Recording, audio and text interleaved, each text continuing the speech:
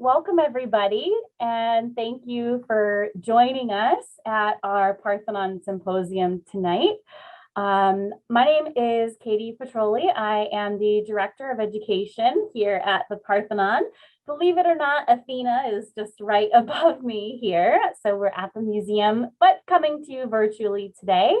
And we are so delighted to be here with some of our special guests from our current exhibit, which is called Red Arrow Show Up. So today you will hear from Katie Shaw, Aaron Worley, and Georganna Kelly. So you'll hear from someone who owns and operates a gallery, as well as some of the artists. So before we really jump in, I want to make sure everyone understands how you can interact tonight. We have a chat feature at the bottom of your screen, and this is where you can type anything you like. You could type in questions that you have for our presenters today. You can also type in here any technical issues you're having. If you can't see an image, if you can't hear, I will be here ready to help troubleshoot any of those technical issues tonight. And we have a couple other staff members joining in who can help as well. We also have a Q&A function. It's probably a little over to the side underneath for your screen here. And this is where you can type any questions, not only in the chat, but also in the Q&A. And after we hear from all three presenters, I will be making sure we have time to answer your questions. It can be about anything from the exhibition to their inspiration as artists, what they're working on, all good things like that. I'm really looking forward to having a great discussion tonight. So let's hop in and get started. So first, I will be presenting Katie Shaw. Katie is a gallerist with Red Arrow Gallery. She has over 20 years of sales and business experience, and she's passionate about being the bridge from artist to collector. She works to make art more accessible and has presented over 200 exhibitions working with hundreds of artists. So Katie, I will now go on mute and allow you to take it away.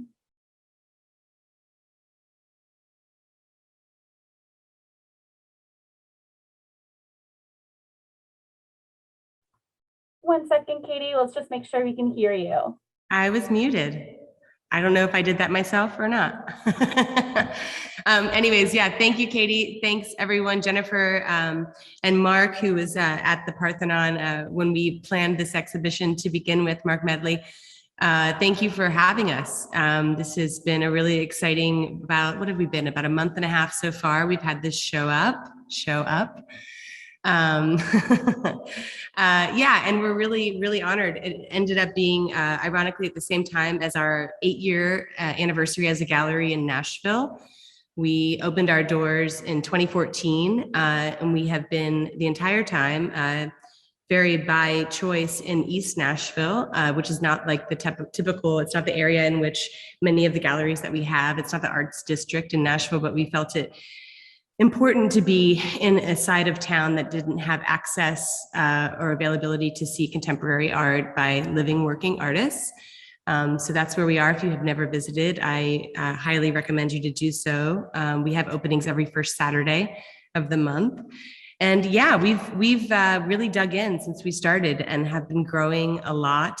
We work with on our roster right now, about 25 artists, and half of those artists are local, which we're really excited about. And we also work with artists who, are outside of Nashville, around the country and around the world that we have the pleasure of being able to bring their works to the city that we live in. To tell you more about kind of the history of Red Arrow itself, the gallery, as I said, has been in Nashville for 8 years, but was originally started in Joshua Tree, California in 2006. I was living there at the time and had the gallery there for 7 years. It started as a need to create a place to celebrate local visual artists that were living in the community, and also to talk about community. That's really what that's what's really important to us, is providing providing an environment to celebrate artists who are working and pushing the contemporary art envelope. We started in Joshua Tree, and it became I should also speak to, sorry to get a little off topic, but the family, we speak a lot about family at Red Arrow and how important that is to us, and how much the artists that we work with are like members of our family and the community as a whole. And that really started in Joshua Tree. When we would host openings there, the entire community would come out and support each other. And we built relationships that way, and that has carried through into Nashville. This is the second space that we have been in since we opened our doors in Nashville. We started initially in Inglewood, which is about 10 minutes away, and we've been in this space for the last 6 years. What else to tell you about myself? I come from a sales background. I don't have a traditional art background. I have been in sales for 20 years, working with a company out of my hometown in Ohio. And luckily that company gives me the ability to work from home. And so once I realized that I could work from home, I had the ambition to open a business, and then realized I could have my day job in the environment that I really wanted to be around, which is in the gallery. So I have a lot of sales background and experience, and have just learned and grown with every artist that I've worked with. I'd like to take some time, I think now, and maybe move forward to introducing two of the artists that we have on this panel. One is Georganna Greene, and one is Worley. Georganna has a show up with us currently called Limbic Slang. It opened a couple weeks ago, and will be up through the end of the month. And Aaron has a show with us coming up, his first solo show in Nashville, and I believe in general, first big solo show. And we're showing Aaron's works in August. So I'll start with, I think Georganna, let's start with you and kind of talk about, I think you're going to show the painting that we have in the Parthenon exhibition, and then talk about some of the works that we have in this show, Limbic Slang, that's here in the gallery now.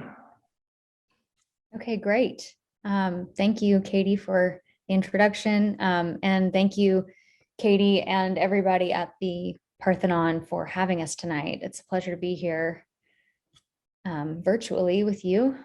So let me share my screen. If I can figure this out. Sorry, one moment. Here we go.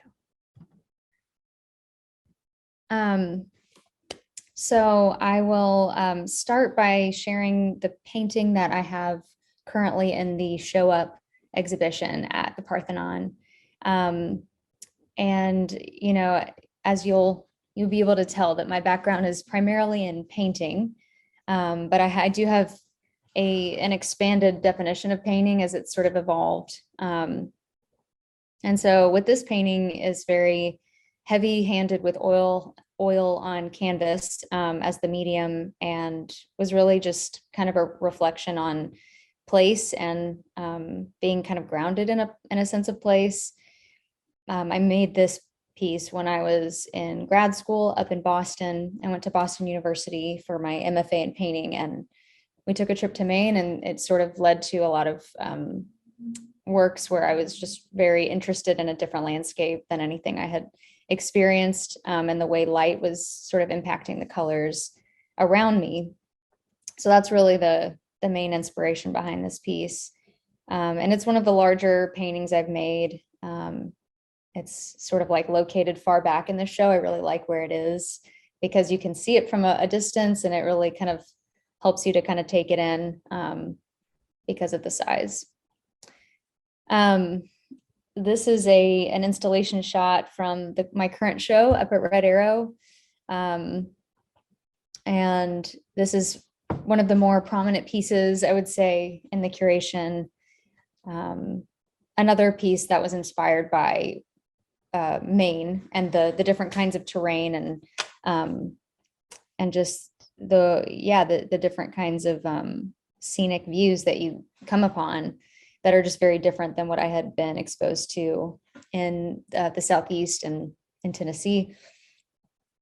So it's kind of interesting bringing paintings back from a different part of the country and having them exist in my hometown community. And just, it's an honor to get to share them with people that have known me for a long time and who know me well. And yeah, so just to speak a little bit more about the show, as Katie said, it is up through the end of the month. And it really consists of a group of works from the last 2.5 years. So some paintings were made in Boston and that surrounding area.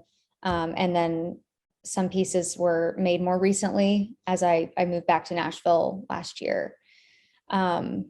And so what's emerged through that transition is sort of this need to conflate images and textures and really like samples from different parts of my life and different sort of locations and chapters, and finding a language that allows them to sort of coexist.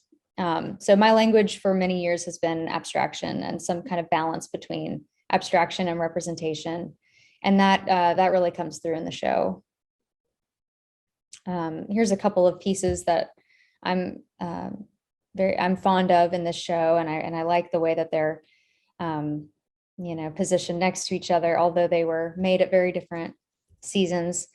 There's definitely some, I think, on the left, the posture to is sort of a response to another painting, which I'll show in a minute, called Posture.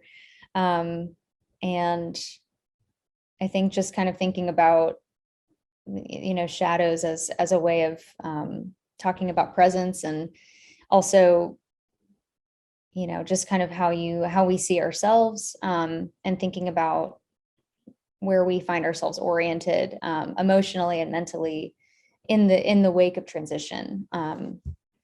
And the piece on the right is really a meditation on a snowy day I experienced up in Boston, and trying to find language for that with oil paint colors, and sort of that gestural language that dips in and out of familiarity. Ground Wave, this is the piece that's behind Katie, if you check it out over there. It's one of my favorite pieces in the show. I think it has more of a muted and sort of restrained color palette, which really allows the textural movement to take precedence.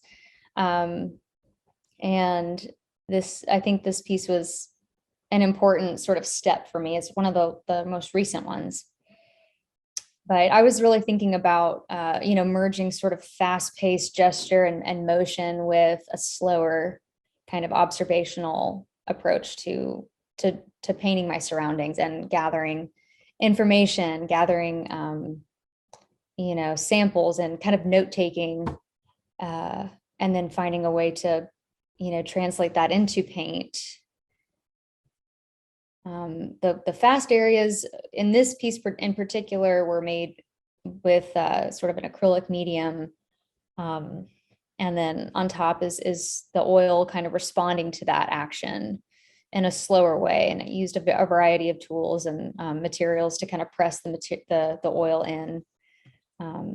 I really do have a love for all of the ways you can use paint and learn from it and kind of find yourself, like locate your own sort of center with through the process of painting and the dance of painting.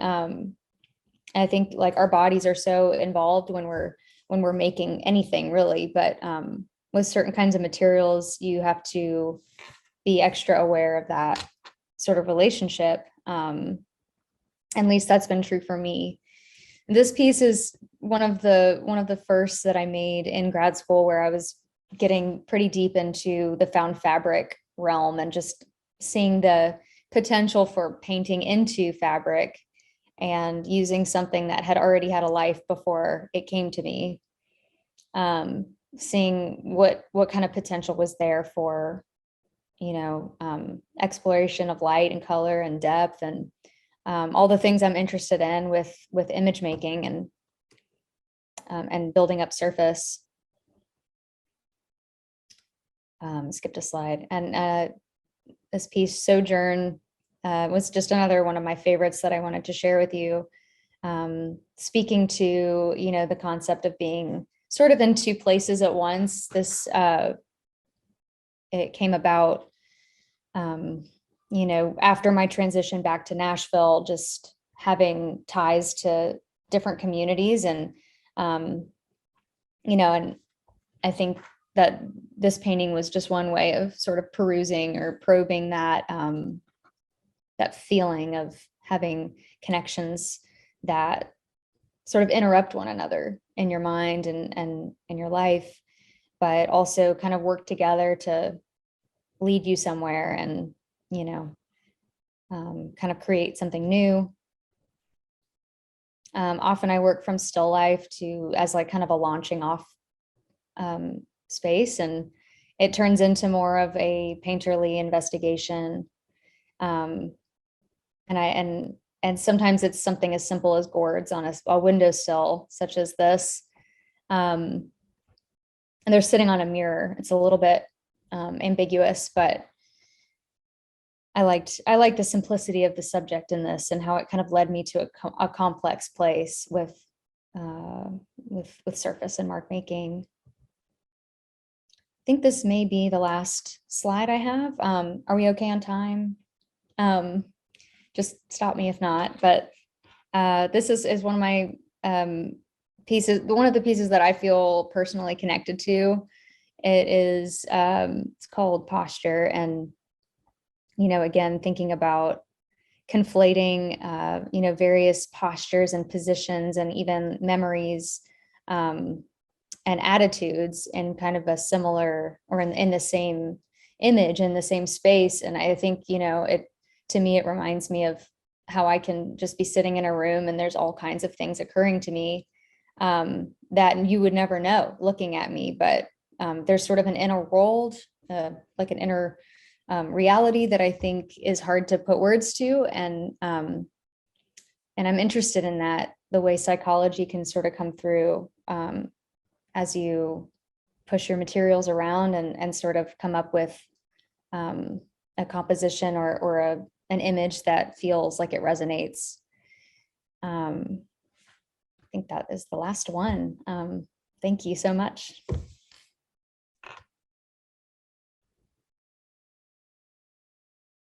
Should I unshare my screen now? Yeah, well, or you could leave it there until Aaron does his. And yeah, I wanted to also mention about Georganna. This is our third solo show that we've had together. And it's been really fun working with Georganna and watching her work grow and change. We had 2 years that we missed her immensely when she was at grad school. So we're really glad to have her back. And I highly, highly recommend coming to view this show and checking out our Instagram for more images, information, and pretty soon we'll be showing a video, an artist video that we did. That we had filmed with her on the day that we opened the exhibition as well. So coming up next, I would love to give the screen and the mic to Aaron Worley. Aaron is an exciting, wonderful new artist that we've been working with and knowing since, Aaron, I think we actually met, well, you came to my Easter dinner last year. And that was our first kind of hang. And when I talk about family, that's part of what I mean. Like everyone's invited. We want to hang out with each other out of the professional realm and into the personal realm as well. But yeah, Aaron is really, he's pushing the boundaries and creating works and is just prolific and has been back and forth, but is now settled in Nashville. Yep. And I would love for you to hear from him. Aaron, you want to take it away? Yeah, I'll take it away. Thanks so much, Katie. Yeah, just to piggyback off of what Katie said earlier. Yeah, this is Georganna's show is amazing. I went opening night and I was I mean, she was showing pictures on the slides, but just the texture of those is it just I'm just like, so if you get the Thank chance, you, Aaron. come and check it out. It's a very exciting show. But anyway, so you're welcome. Anyway, so I'm Aaron Worley. I've been, let's see. So like Katie said, I've known her and Ashley since I think it's been like a year and a half now. I guess, yeah, almost a year and a half now. So I started painting. I was kind of in the mix of what I wanted to represent on my canvases I was painting. But I'll go ahead and pull up the picture of the canvas I have up in the Parthenon show now. Um, let's see. Okay, so let's go ahead and okay. Okay. So can you guys see this well? Okay, great. Okay, so this piece is called Nocturne, and this is actually one of the smallest canvases I've ever made. I'm typically a large scale painter, so my canvases are anywhere between 60 to 80 inches, either direction. So this was more of a challenge for me to paint this small because I like to kind of grand out my gestures, and I consider myself a pretty gestural painter. But one thing about me is I'm very technical with my color theory aspects and also the types of gestures I use on the canvases. And I also kind of slap on this paint. I tried to zoom in a little bit, but you can kind of see how the paint has really built on. I've almost made a second surface off of the remnants of paint that are running down the surface. And to me, I like that space coexisting with the white gesso in the background, which is what I usually use to prime my canvases.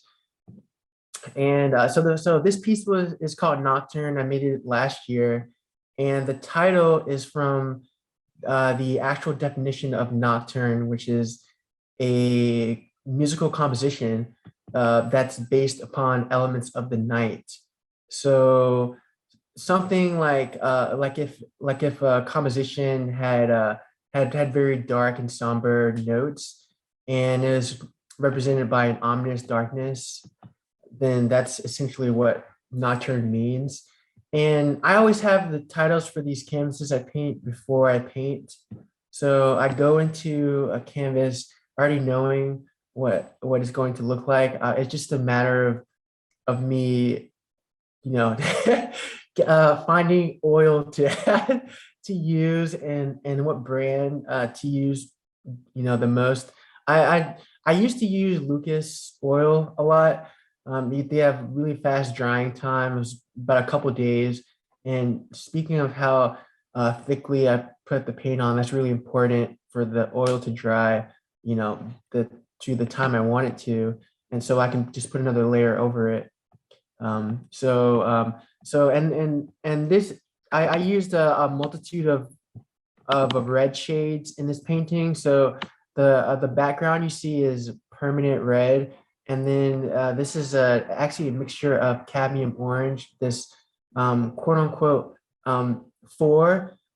It's not four, but I just say that it's a four because a lot of people have pointed out that a lot of my gestures kind of resemble letters and numbers, but to me that's just the process of two gestures coming together. So if you kind of look at this closely, this is one gesture diagonal, and then another gesture to the side, and then I cancel this gesture to the side with a vertical gesture. And so that just your brain kind of associates that with something familiar, I think, whenever you look at a piece. And so it makes you comfortable to be able to recognize something. And I don't really dig on the composition as far as like what numbers and letters make up a canvas. because the psychology behind it is not something I'm super interested in. It's just very that's really technical, and I don't get that technical with it. So okay, so I think I spent like 6 minutes talking about that, but I think what I'm gonna try to do is pull up a piece I made last year as well. So this is garden. I think I'm gonna try to do a side by side thing so we can see how my work has changed, if that's possible. And I might be able to open up another one. Okay, so the two I'm pulling up right here is garden. Does this look okay? Can you guys see? Okay. Okay, cool. So garden to the left was a piece I made in 2021. This canvas is 74 by 70 inches. And to the right is a canvas called We Three. I actually made it maybe like a month and some change ago. And you can kind of see how my idea of this, and Georganna actually put it well when she was talking about her paintings of a language, because I've my gestures have become much more energetic, I've seen, and they're not as stacked.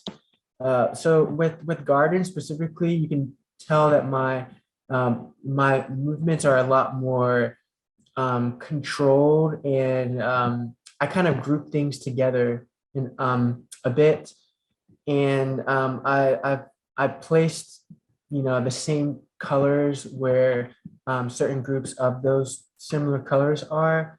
But with We Three to the right, also We Three is 74 by 74 inches. I've kind of just made it a haphazard mix of a bunch of different shades. And to me, I think this is like a very controlled chaos in a way, because I already know exactly which colors are in what section and which colors are in another section. And I made them, the choices to group certain colors together just based upon what I know looks well together.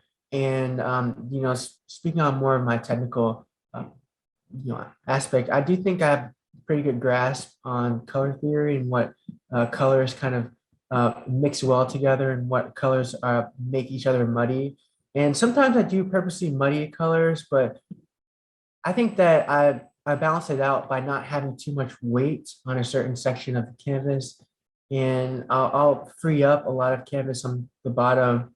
So I guess, so now that we've got the comparison done, I'll kind of zoom in on detail on We Three. So this bottom section, you can kind of see how this is not as hectic as the rest of this canvas. And to me, I think that really allows the eye to have a lot of breathing space, because it can get very intense seeing all these at once. And I use about 4 to 5 different brushes total whenever I make a canvas. No matter the size, it's usually 4 to 5 different brushes, size brushes, and most of them are medium sized. So I used to use larger brushes, like with garden I did. And I was telling Katie about this too, but this right here, so this is the only, I purposely put this F. This is an F, guys. So this was the only instance that I actually intentionally put this letter here, and it's more so on the representation of the idea behind the canvas. I kind of graded this out based on an architect's blueprint. So when you look through the house of a newly furnished house, or a house that you are planning to remodel, the certain aspects of the house will be modeled after the what was there before, and certain sections will have like K for kitchen, or like MB for master bathroom. And so I thought F for furnace was just, it kind of stuck out to me. I don't know if there's an exact reason why it shows furnace, but it just really kind of, stuck out to me, just plainly putting an F on the bottom and just having it sit there.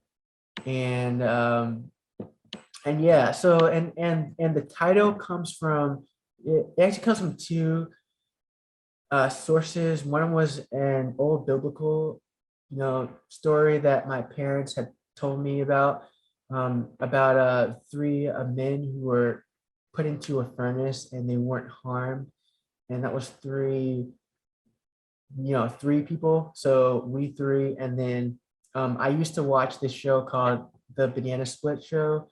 This was so long ago, but they had little segments of cartoons, and one of them was about the Three Musketeers, and so that really stuck with me, thinking about like we musketeers, like that phrase. You started off with we, and it sort of seemed like a chant to me at the time. And I draw my titles, like I said, I have the titles before I start the painting, so I draw from a lot of different elements before I even start the canvas. And I do a lot of abstract pieces like this because I think it allows for more freedom for me to work with, and I'm not so constrained with having something to resemble an object, which I'm not saying is a bad thing. I mean, a lot of artists do that fantastic, but I'm just more drawn to how I can make this canvas not seem like something is so traditional. And I do challenge myself a lot in my canvases, and I still am now. And I do hope that people are challenged, with their ideas of what typical abstraction looks like and how much paint you can put on a canvas. I mean, I don't know if anyone sees how much paint is on here, but this is about 15 tubes of oil paint. Um, built on. I wouldn't suggest doing this if just go out and just buy 15 tubes, because this is very taxing. So just the idea of just having all these colors at once, but there's just, I think I kind of have an insatiable hunger to kind of mix all these together in a way that I haven't done before. And I've sort of used a transitional point from one canvas to the next. So with my solo, a lot of my canvases I think will feed off of each other in terms of the colors that are used are pretty similar. Not on the whole canvas, but I'll have some shade of permanent green, yellowish in one canvas, just like a slight hint. And then on a larger canvas, it'll completely overtake the painting. So I really like that straight jump over to an extreme of a color. So yeah, I think that was everything I wanted to share. I have, let's see, yeah, I shared okay, great. Just making sure I checked off all the boxes and see if I got a comparison shot. I did. Okay. Well, let's see. I guess I can stop sharing now, Katie. What do you think? I guess she can't hit. She's gonna hit the chat. I want to keep looking at your awesome screen. Oh. Desktop is great. Yeah, whoever that is. Ultraman, Japanese. They had a those. I think it's called Kasai or like Kenji, or I think that's what it's called. But they have large monsters, kaiji, and basically this guy would fight them. It was like built on a miniature scale, so they would build like a miniature city. And I don't know, I'm just really into like size, scale, that kind of thing. But okay, here we go. I'm done now. Good idea.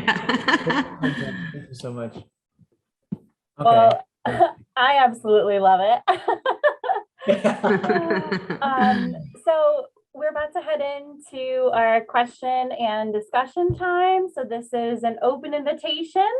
Whether you are a gallerist or an artist or in our audience tonight, if you have questions or things you'd like us to discuss, please feel free to type them up in the chat or in the Q&A section. I'll give a couple minutes to allow folks more time to think a bit and add their questions in. And we'll jump off with a question that was submitted by Ellen. So thank you, Ellen, for getting us started. This is a question really probably for everybody, but especially for our artists joining us tonight. Ellen asks, where do you begin a painting on the canvas? Do you tend to start at a particular place? And abstract painting can seem so random. So how do you approach your work? Do you want to go first, Aaron? Oh yeah, I can go first. That's a hard question. I love this question. I have gotten this question quite a few times. So I guess I'll break this down. Technically, this is two questions, but I'll break it down. So where I begin a painting on the canvas, there's not a fixed point. And normally what satisfies me is when I know a painting is finished is when I can't myself tell if there is a starting and ending point on the canvas as far as like the brushstroke goes. Now I think that's what Ellen was talking about. Like if you know, if you start from like the right corner, or like the right, there's no specific point I stop from or I start and stop at. Generally what I do, and you know, speaking on my specific process, I just choose one color and I use that kind of as the foundation for the other colors I'm using. So I'll maybe choose a titanium buff, and then which is an off-white shade of beige, and I'll compare it with the other colors I've already picked, and I'll see which color I want to put on next. Because generally when you're working with oil, it takes a few days to dry, and you know, I already planned how these colors are going to mix. So I know that if I add, you know, a zinc white to a permanent red, it's going to turn pink, right? So I know that. So so then I'll start off with the pink, and then I'll add, you know, a small amount of zinc white, and that's my stopping point for that day. And I'll wait for the painting to dry, and then I'll add on the rest. And I guess technically then I do have a color I want to end with, but I don't plan out. I don't like planning out like what point, you know, the direction of the canvas I want to end with. So I don't say to myself, I'm gonna do like a diagonal stroke, you know, on the upper right section, and that'll be the end of the painting. I don't do that. I'm very I'm satisfied when the colors come together nicely, and the composition looks full, but it doesn't look heavy, if that makes sense.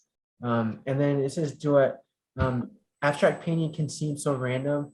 Yes, but that is the beauty about abstract painting, and that's how you can tell if you really like an abstract painter's work, because a lot of painting that I've seen is the joy of it is that it seems so random, but there's so much abstract art that is not random. It's just their intention was to make it seem random, because that's the skill about bringing together components of an abstract painting. You have unexpected, or quote unquote seemingly unexpected turns, or you know, phases in a painting that, you know, somebody could be like, well, he kind of just slapped this on here and just let the paint do the work.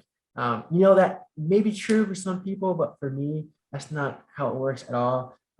Like I said, like all my gestures are planned, so I know exactly how this canvas is going to turn out, and I know exactly how this splatter is not going to get anywhere close to the the Indian yellow I have on this section of the canvas. So that's just and a lot of abstract painters work in kind of a field that might be considered subjective. So it's just their work that is like that. But I'm sure if I talk to enough abstract painters, I'll meet somebody that does things like I do. So, but I can't speak for every abstract painter, but some of it is random, I'm assuming, and then some of it is very meticulously planned. And I will say this one thing before I give it to Georganna. I used to do studies for my paintings on paper, but I stopped doing that. And the reason why I stopped doing that is because I didn't feel like I needed to do that anymore, because I could just map out everything in my head. It just seemed like a waste of material to me, just to kind of put oil on paper. And I still do that now from time to time, but I just don't really see a need for it. I mean, canvas is just so much more freeing to me. And the fact that I can work on such a large scale, it's just really difficult to do that with paper, unless you work out of a roll.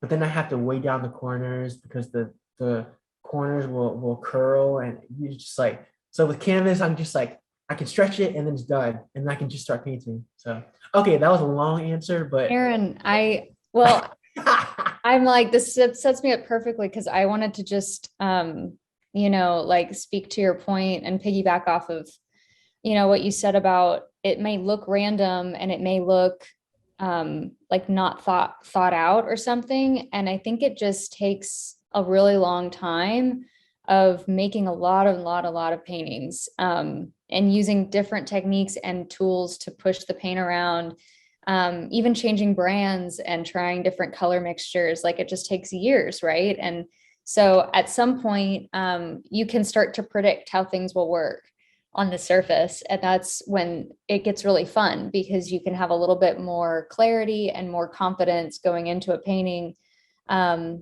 But then that can also take a turn if you start having a different expectation or another idea that comes into the work that you really want to, sort through. So I guess just to get back to your question, and I think it was Ellen,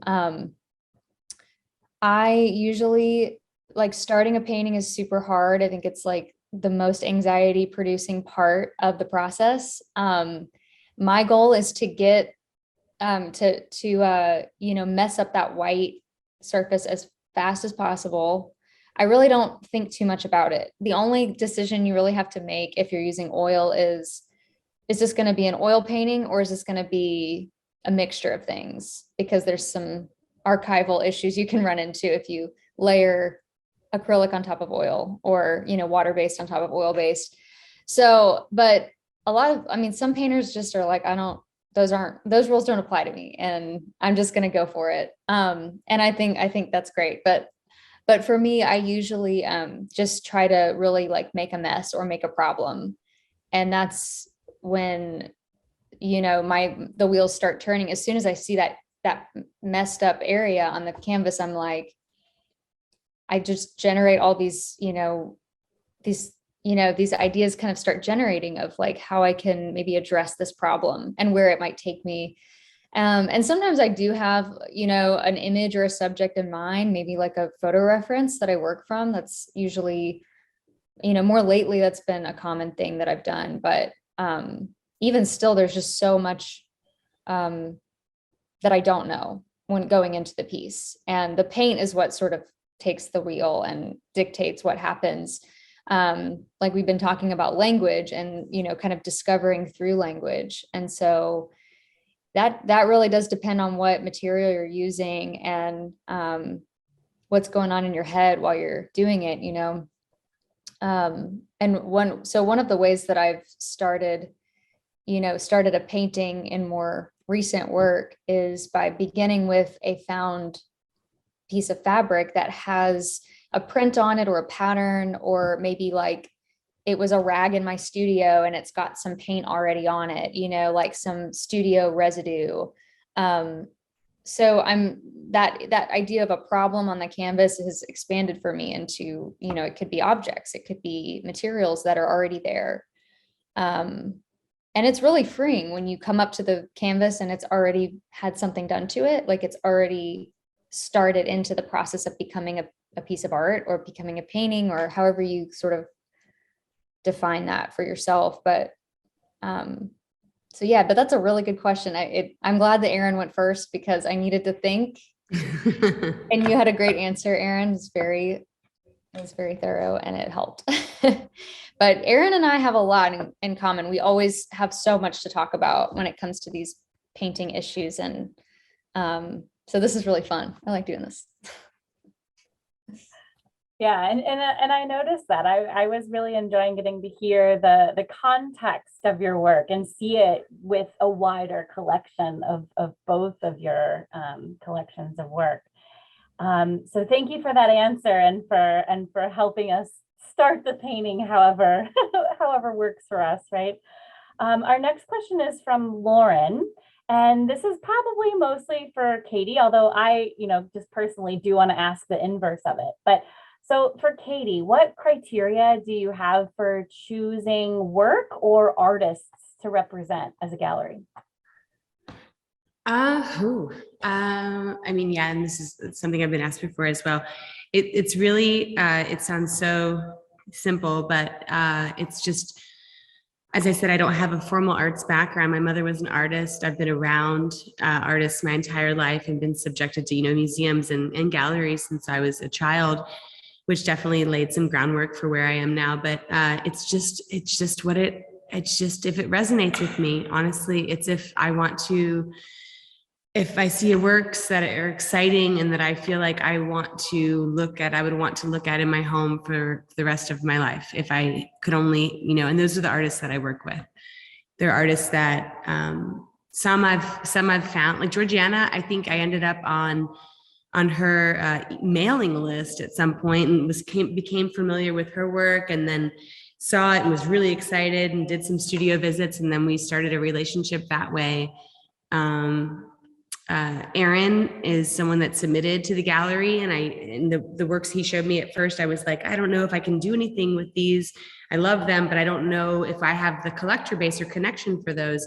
And then out of nowhere, I was told to go see this, show that Aaron had at this space in Nashville, that he had these big paintings, these big, huge abstract paintings, and met Aaron there, and just immediately was like, whew, this is the kind of work, this is what I feel like I can do something with before what I can do. It's not to take away from what anyone else does, or my tastes are not what, dictates everything or anything. It's just, I want to be able to work as hard and as well for the artists that I work for. And that means that I have to be passionate about what I'm showing and talking about. And if it comes, it's just all about the gut.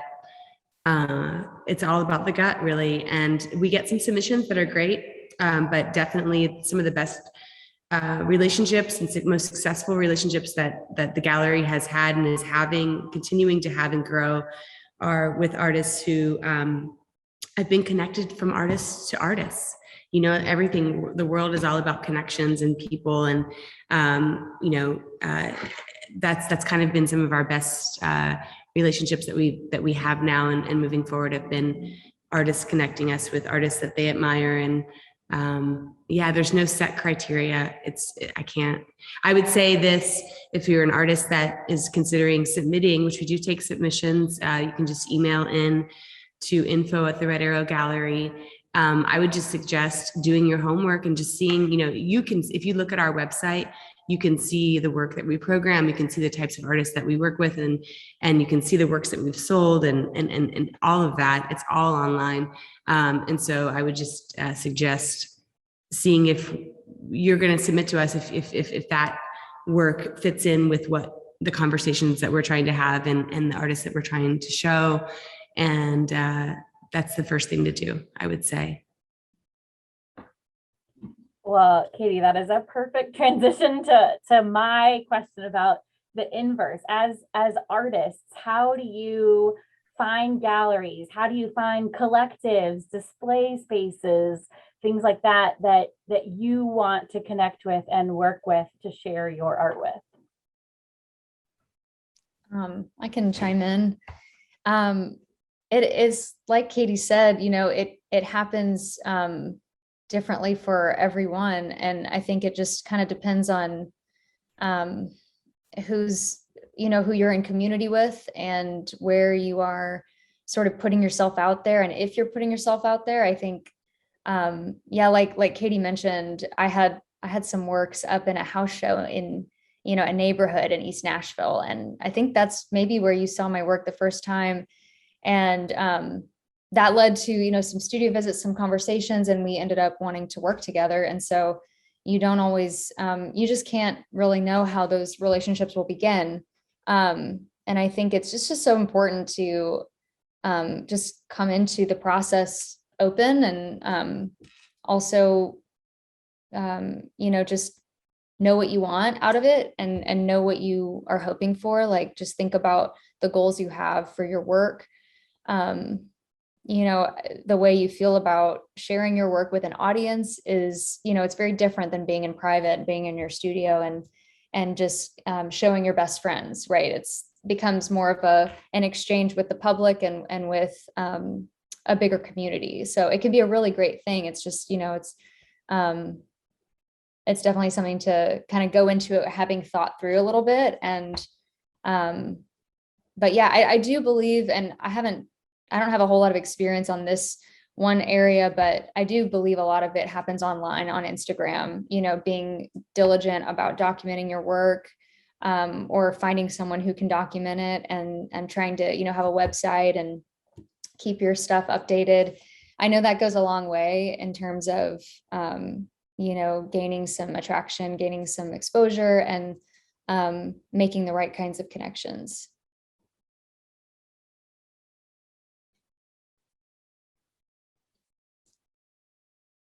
Did you want to add anything, Aaron? Oh yes, I will add. Yes, thank you so much. I was just gonna ask if I could. Yeah.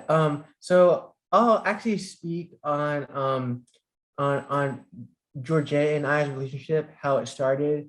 So I was at a Red Arrow show, and this is great because this is usually how I meet all the artists that I admire. I was at a Red Arrow show, and it was like probably like the last 20 minutes. And Ashley, who also works at the gallery, I don't think I said her name this whole time.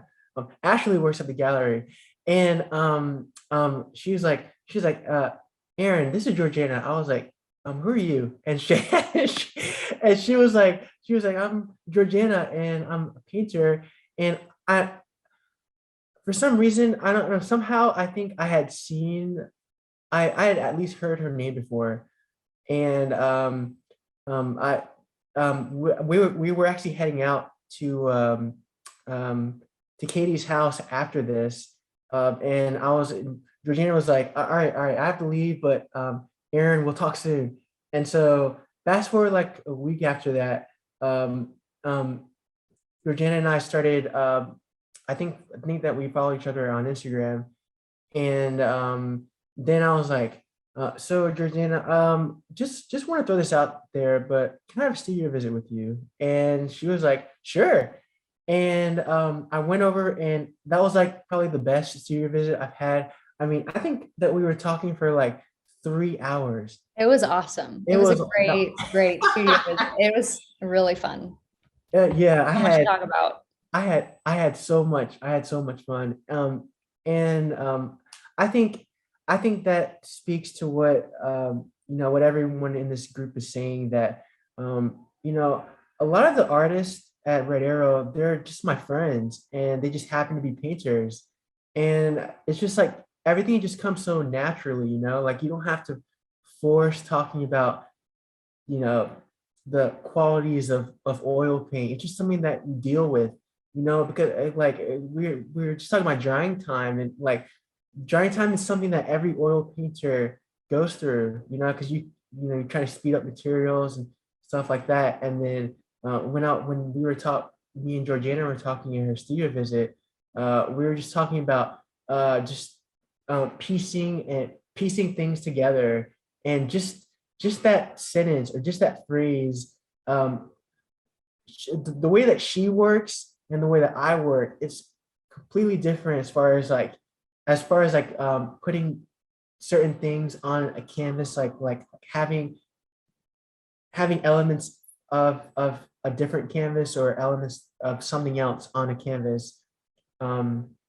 We do that differently, but it was just so interesting seeing the way that she worked, because that just it kind of solidified that the way that I was working, I was comfortable with that, but I just felt so enamored with seeing how someone did stuff differently, and it still turned out amazing, and I still admired her paintings, but I didn't work like that. And so it just like something about that, just meeting friends that are just they just make art, and I don't really know how else to word that. They're just like, my friends are just, they're just artists. Like I talk with them about painting, and that's just, the conversations just happen. But So Erin, when she talks about approaching galleries and approaching, I think that was kind of part of the question that Katie had. I would say that you put yourself in my vision, all like you were like always at the gallery. You came to the yeah. gallery. You were like, and this is when we were wearing masks and everything all the time, and so we never saw each other's faces, but you were there and you showed up. You showed up. And that's part of what the whole, idea of the name of the show is that we all show up for each other, and the community shows up for the artists, and the collectors show up and all of that. But do you have anything else that, as far as, I don't know that you've been approaching other galleries and such, but I think that was part of the question too. Yeah, well, I guess I can answer this part too. Yeah, I don't think anything replaces being in person at an event. You can't just like send a DM. I mean, there's just a lot to a person that you can't tell online, and so you kind of see how you vibe with them. And for me with Red Arrow, it was just more so because I think I met Katie before I met Ashley, and Ashley, I think I had come to like two shows, like 1 month after the other, and Ashley was like, "Who are you?" She was like, It she was was when you came to like, Easter, I think, that you and Ashley actually got to know each other. yeah, yeah. Yeah. He actually didn't know me when we were just talking about this at your Easter dinner. She was like Who are you? so yeah, I think nothing replaces that. Just being able to have a conversation in person with And someone. supporting the artists, supporting each other, coming and having that conversation. I'm not a visual artist. I can't have the same conversations that Erin and Georgiana can have together, because I don't approach a painting. I approach it by looking at it to where we would hang it in the gallery, but not actually creating it. So I think that that's super wonderful with the artists that we work with, is that they have dialogue with each other and kind of help each other too. Can I just tack on one extra thought along with what you said, Katie and Erin? Like, studio visits are so generative. They are, whether it's between you and another artist. I don't know how many artists we'll have watching, but hopefully this resonates with someone out there. But whether it's you and someone else who's got a studio practice, and you can sort of, exchange notes. What works for you? This doesn't work for me. Like, how do we, artists are always talking about how we steal each other's ideas, and we kind of take pride in that it's a collective kind of search that we're doing, and but also studio visits with gallerists and with curators, and just whoever you can get to come look at your work, just invite them, and get that conversation going. It's very rewarding to get used to that. And yeah. Well, again, you all have knocked it out of the park with transitions here. I mean, on that note, I mean, I think I'm going to be thinking about, Georganna, how you described the balance between using light, but having landscape, but it's also abstract. That's something that I know every time I see main overgrowth now, I'm going to have to stop and look and consider it even further. And Erin, you broke my brain when you say you name your painting first. I absolutely love that. And Katie, it's been such a pleasure to work with you and to have Vice Red versa. Arrow, not only in East Nashville, but here at the Parthenon as well. So I would just like to say to our audience, thank you so much for joining us tonight, for submitting your questions, comments, thoughts. To our artists and our gallerists, thank you for offering your perspectives, for sharing your work. And here is the invitation, if you needed it, to come see the Red Arrow Gallery, to come see Red Arrow show up at the Parthenon. We'd be delighted to have you and continue these conversations. So thank you very much for sharing tonight, everybody. Thank you, Katie. Thank you so much. Great. Have a great evening. Bye, You too. everyone. Thanks. Bye. Bye. Thanks for watching. Be sure to subscribe to our YouTube channel so you're the first to know about all the exciting things happening at the Nashville Parthenon.